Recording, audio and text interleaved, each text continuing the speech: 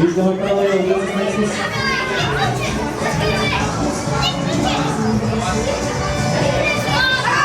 Отдел с Нексус се справи с самолета. Сега ще бъде се справи с хората.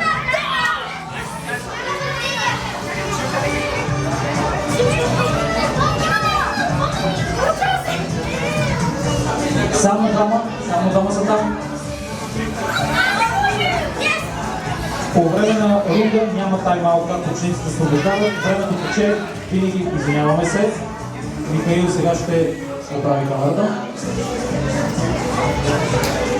Отдел с Нексус отляво, Даркстор отдясно. Отдел с Нексус бутнаха вълните. Успяват да изблъкат и не успяха да изблъкат линейката. Отдел с Нексус пускат, отново ще се пробват да изблъкат най-вероятно линейката. Други момичета опитат се да направят къщата, да повдигнат, пипат и Павел поставя едно червено блокче на пистата. Даркстърн стига до хората, но също пипат, Драго поставя едно червено блокче на пистата, което е наказание. 1 минута и 12 секунди.